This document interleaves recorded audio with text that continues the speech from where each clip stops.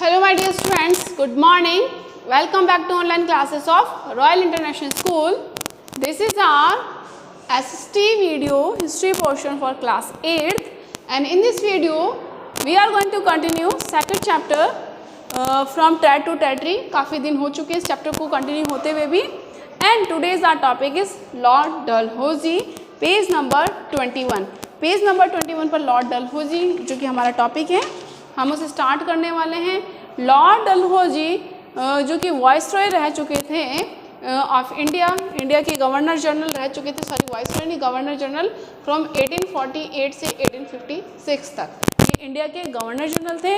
हम इनके बारे में बात करेंगे, इनका जो फुल नेम है, इनका बर्थ कब हुआ, डेथ कब हुई, and reforms which were done by Dalhousie and policy, और कुछ एक ऐसी पॉलिसी जिसकी वजह से ये डिफेम भी हुए थे. Lord Dalhousie, James Andrew Broun Ramsay. Once again repeat it, James Andrew Broun Ramsay, first Marquess of Dalhousie. ये इनका फुल नेम था, James Andrew Broun Ramsay, first Marquess of Dalhousie. Born on 22nd April 1815, इनका 1812, इनका जो birth हुआ था 22nd April 1812, and death हुई थी इनकी 19 दिसंबर 1860 को. Okay, let's we read about Lord Dalhousie. James Andrew Broun Ramsay, James Andrew Broun Ramsay, first Marquess of Dalhousie, also known as Lord Dalhousie. ये ही इनका पूरा नाम है और इनको हम लॉर्ड डलहौजी के नाम से भी जानते हैं. Okay, still Lord Ramsay until 1838 and known as Earl of Dalhousie between 1838 से 1849. तो ये जो है ये लॉर्ड रैमसे के नाम से जाने गए, लॉर्ड रैमसे, लॉर्ड रैमसे के नाम से जाने गए. He was known as Lord Ramsay until 1838. Okay, और बाद में इनको द अर्ल ऑफ डलहौजी के नाम से जाना गया, and later known the earl of Dalhousie. Dalhousie 1838 से लेकर के 1849 तक इनको अर्ल ऑफ डलहौजी के नाम से और लॉर्ड रैमसे के नाम से इनको 1838 में जाना गया था. Understood? Was a Scottish statesman and colonial administrator in British India. ये ब्रिटिश इंडिया में कॉलोनियल एडमिनिस्ट्रेटर थे. एडमिनिस्ट्रेटर मतलब एडमिनिस्ट्रेशन के हेड थे, और ये गवर्नर जनरल रहे थे इंडिया के 1848 से लेकर के 1856 तक. और 1856 में के बाद में कौन सा रिवॉल्ट हो गया था, 1857 का, और जो कंपनी का रूल था वो डायरेक्ट किसके हाथों में चला गया था, क्वीन के हाथों में चला गया था. अब इनको क्रेडिट दिया जाता है कुछ रिफॉर्म्स के लिए, मतलब कुछ ऐसे रिफॉर्म्स हैं या कुछ चीज़ें इन्होंने ऐसे स्टार्ट की थी जिसके लिए इनको क्रेडिट दिया जाता है. He is credited with introducing passenger train in railways. Railways में पैसेंजर ट्रेन, गुड्स ट्रेन अलग होती है, पैसेंजर ट्रेन अलग होती है. तो पैसेंजर ट्रेन स्टार्ट करने का जो क्रेडिट दिया जाता है वो लॉर्ड डलहौजी को दिया जाता है. Electric telegraph and uniform postage in India which he described as the 3 great engines of social improvement. तो इस तरीके से इन्होंने इलेक्ट्रिक टेलीग्राफ को भी इंट्रोड्यूस किया था, एंड इन्होंने पब्लिक डिपार्टमेंट का भी फाउंड इन्होंने किया था. तो पब्लिक वर्क डिपार्टमेंट जो कि PWD के नाम से जाना जाता है, और प्रेजेंट टाइम पर भी ये डिपार्टमेंट मौजूद है. इसको जो फाउंड किया था ये लॉर्ड डलहौजी ने किया था. अंडरस्टूड? तो इस तरीके से लॉर्ड डलहौजी जो है इन्होंने इंडिया में कुछ ये रिफॉर्म्स किए थे. इन्होंने ये फार साइटेड थे. He was far sighted governor general. Far sighted governor general का मतलब है तो दूरदर्शी गवर्नर जनरल, दूर तक की सोचने वाला ये गवर्नर जनरल था. He was the far sighted governor general who consolidated East India Company rule in India. और इन्होंने इंडिया में ईस्ट इंडिया कंपनी के रूल को और भी ज़्यादा कंसोलिडेट किया, और भी ज़्यादा स्ट्रांग किया था. Laid the foundation of its later administrator by his sound policy enabled his successors to stem the tide of rebellion। और टाइड ऑफ रिबेलियन यानी कि कुछ विद्रोहियों को दबाने के लिए या कुछ विद्रोह को दबाने के लिए उन्होंने कुछ पॉलिसी को भी स्टार्ट किया था। तो इस तरीके से लॉर्ड डलहौजी जो गवर्नर जनरल रहे इंडिया के, वो 1848 से लेकर के 1856 तक रहे थे और इन्होंने कुछ रिफॉर्म्स किए थे। पैसेंजर ट्रेन रेलवे में स्टार्ट की थी, इन्होंने इलेक्ट्रिक टेलीग्राफ सिस्टम स्टार्ट किया, PWD डिपार्टमेंट का फाउंडेशन इन्होंने रखी और ये एक फार साइटेड गवर्नर जनरल थे। अब हम बात करते हैं कि इनको जो most controversial and stand, most controversial का मतलब होता है जो सबसे ज़्यादा विवादों से घिरा हुआ था, कंट्रोवर्शियल। और एक टैंड का मतलब क्या होता है बेटा? टैंड, TAIN, टैंड का मतलब होता है दाग लगना। टैंड यानी कि जो सबसे ज़्यादा दाग वाला यानी कि बदनामी वाली जो पॉलिसी थी जो उन्होंने स्टार्ट की थी, which was doctrine of lapse. Doctrine of lapse policy वो क्या थी वो हम यहाँ पर पढ़ने वाले हैं। The most controversial and stand reform developed and implemented under Dalhousie was the policy of lapse. तो सबसे ज़्यादा जो कंट्रोवर्शियल पॉलिसी या टैंड रिफॉर्म जो इन्होंने किया था, सुधार के नाम पर जो रिफॉर्म जो इन्होंने किया था वो थी डॉक्ट्रिन ऑफ लैप्स पॉलिसी। ठीक है, means possible to assume control over lapse state, यानी कि जो वो स्टेट्स उनको कंज्यूम कर लेना या एनेक्स कर लेना, उनको पर कब्जा कर लेना जिनका कोई मेल हायर नहीं था, यानी कि मेल उनका कोई सक्सेसर या उत्तराधिकारी नहीं था। Let's we read about the doctrine of lapse. तो लॉर्ड डलहौजी को जानने के बाद में अब हम जो पॉलिसी जो काफ़ी कंट्रोवर्शियल रही, वो पॉलिसी जो काफ़ी टेंट रही, उस पॉलिसी को हम यहाँ पर पढ़ने वाले हैं। लॉर्ड डलहौजी को हमने समझ लिया है। Lord Dalhousie who was the governor general of India from 1848 to 1856। ये 1848 से 1856 तक क्या रहे थे? Governor general. And he introduced many reforms and policies. और जो सबसे कंट्रोवर्शियल पॉलिसी थी डलहौजी की, तो वो पॉलिसी हम लोग पढ़ने वाले हैं, doctrine of lapse. Policy of doctrine of lapse, here we are discuss about this policy.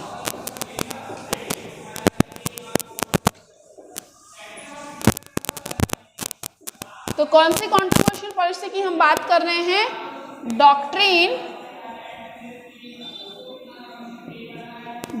Of lapse.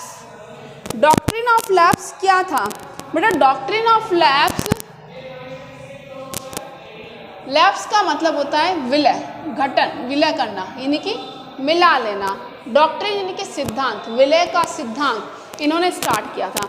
According to this policy, if any ruler of Indian state died without any male heir, then his kingdom would be annexed by company, British India company. इसका मतलब ये है कि अगर कोई भी Indian king जो है बिना किसी मेल हायर के, यानी कि अपनी मेल उत्तराधिकारी के, यानी कि अगर उसके कोई बेटा उत्तराधिकारी नहीं हुआ, तो उसका जितना भी किंगडम है वो एनेक्स कर लिया जाएगा, या which was occupied by company, या फिर उस पर कंपनी का अधिकार हो जाएगा। It was an expanding policy, expansion of kingdom की पॉलिसी थी, यानी कि इसमें डलहौजी ने किंगडम को एक्सपेंड किया था थ्रू दिस पॉलिसी। इस पॉलिसी के जरिए मतलब हम लोगों ने इस चैप्टर में यही पढ़ा है कि ब्रिटिशर्स एज ए ट्रेडर बनकर आए, बट ग्रेजुअली दे ट्राइड नहीं, उन्होंने किया भी, उन्होंने they expanded their kingdom through wars, वो वॉर हो, और थ्रू वेरियस पॉलिसीज़, या कोई पॉलिसी हो जैसे सब्सिडारी अलायंस पॉलिसी हो गई, जैसे डॉक्ट्रिन ऑफ लैप्स पॉलिसी होगी, कुछ ऐसी पॉलिसी उन्होंने बना दी जिससे इंडियन किंगडम उनके हाथों में चला गया। और कुछ जो ब्रेव रूलर्स थे उनको पहले उन्होंने डिफीट वगैरह कर दी, जैसे एंग्लो मराठा वॉर लड़ा, पहले उन्होंने battle of Plassey, battle of Buxar, Anglo Maratha war, Anglo Mysore war, Anglo Sikh war, इस तरीके के जो ब्रेव रूलर्स थे उनको वॉर के थ्रू उनको हरा दिया उन लोगों ने। और जो बाकी रिमेनिंग किंगडम्स थे उनको कुछ पॉलिसी इंट्रोड्यूस करके उन किंगडम्स पर ब्रिटिशर्स ने अपना कब्जा कर लिया। तो हम बात कर रहे हैं डॉक्ट्रिन ऑफ लैप्स की। The doctrine of lapse was an annexation policy. ये कैसी पॉलिसी थी? एनेक्शन पॉलिसी थी। Doctrine of lapse was an annexation policy. Annexation policy. Annexation policy का मीन्स क्या होता है? हड़पना, कब्जा कर लेना। ये एक एनेक्शन पॉलिसी थी, यानी कि इसके थ्रू वो इंडियन रूलर्स के किंगडम्स को कंपनी अपने कब्जे में कर रखी थी। और इसको जो अप्लाई किया था और इसको इंट्रोड्यूस किया था, this policy, doctrine of policy was an annexation policy introduced by Lord Dalhousie. अब इसके अंदर many Indian states were annexed by Lord Dalhousie, the governor general of India, to the East India English company.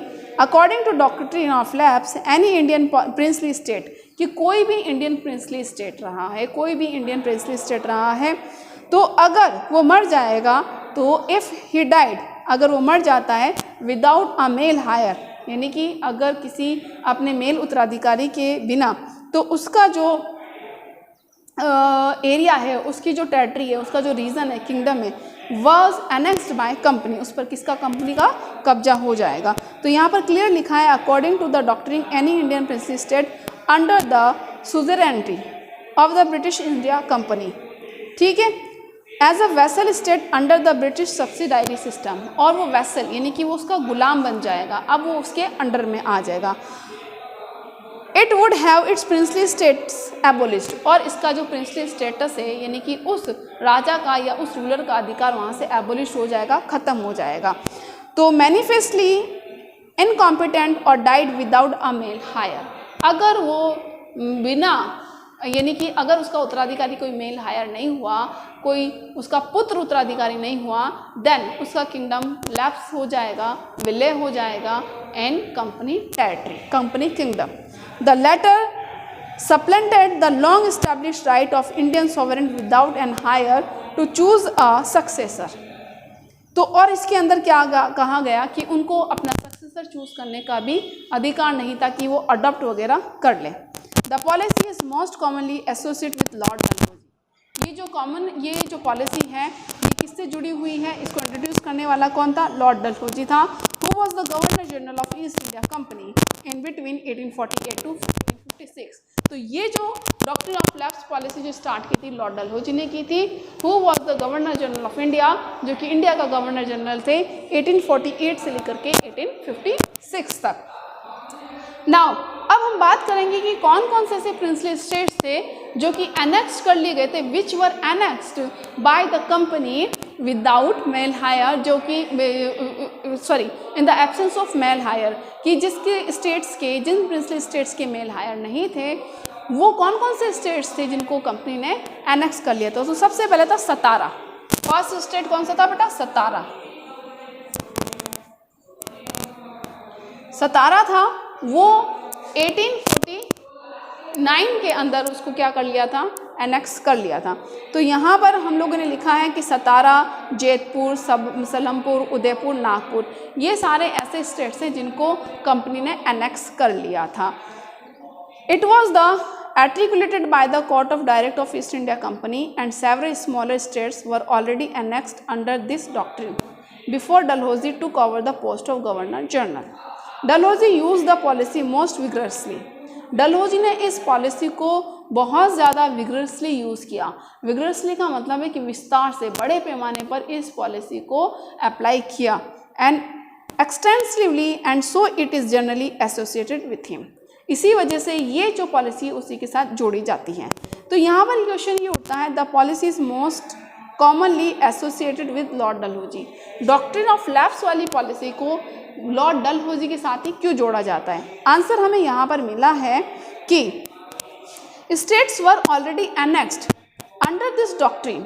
इस सिद्धांत के according Dalhousie के पहले भी कुछ स्टेट्स को कंपनी ने एनेक्स कर लिया था, बट लॉर्ड डलहौजी ने उन स्टेट्स, इस पॉलिसी को विग्रसली, यानी कि बहुत ही अग्रेसिवली और एक्सटेंडेड फॉर्म पर इस पॉलिसी को अडॉप्ट किया। That's why this policy is commonly connected और एसोसिएटेड विथ लॉर्ड डलहौजी। और हमने उस स्टेट्स के नाम भी बता दिए हैं जो कि एनेक्स कर लिए गए थे, सतारा, जयपुर,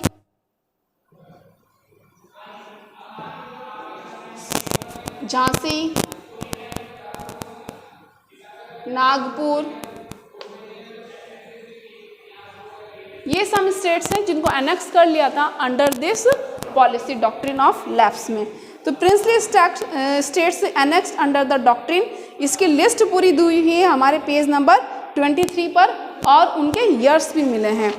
अब हम जो पढ़ने वाले हैं वो हैं कंपनी क्लेम्स। 1856 तक तो गवर्नर जनरल कौन रहे? लॉर्ड डलहौजी रहे। लॉर्ड डलहौजी के रिफॉर्म्स हम लोगों ने देखे कि उन्होंने क्या क्या रिफॉर्म्स किए। रेलवे में पैसेंजर ट्रेन उन्होंने चलाई और उन्होंने PWD जो डिपार्टमेंट है, पब्लिक वर्क डिपार्टमेंट, वो भी उन्होंने फाउंड किया था। और डॉक्ट्रिन ऑफ लैप्स वाली जो पॉलिसी थी उसको हम लोग कॉमनली जो एसोसिएटेड करते हैं लॉर्ड डलहौजी से करते हैं, बिकॉज विगरसली उन्होंने इस पॉलिसी के under lots of princely states को कंपनी के अंडर में एनेक्स कर लिया था, कंपनी के अंडर में ऑक्यूपाई हो गया था, ये कंपनी के अंडर में ले लिया था। डॉक्ट्रिन ऑफ लैप्स पॉलिसी समझ में आ गई है आपको कि according to this policy if any Indian ruler died without male heir, अगर मेल उत्तराधिकारी के बिना वो मर जाता है then his kingdom would be annexed by company, तो उसके किंगडम को छीन लिया जाएगा, कंपनी उसके किंगडम को छीन ली जाएगी एंड उसके किंगडम पर रूल किसका हो जाएगा, कब्जा किसका हो जाएगा, कंपनी का हो जाएगा। It was the doctrine of lapse. अब हमारा जो टॉपिक बचे हैं चैप्टर में वो टॉपिक बचा है company claim, army, judiciary, administrative policies. इन टॉपिक्स को हम हमारे नेक्स्ट वीडियो में कंप्लीट कर लेंगे। Till then bye bye, stay home and stay safe.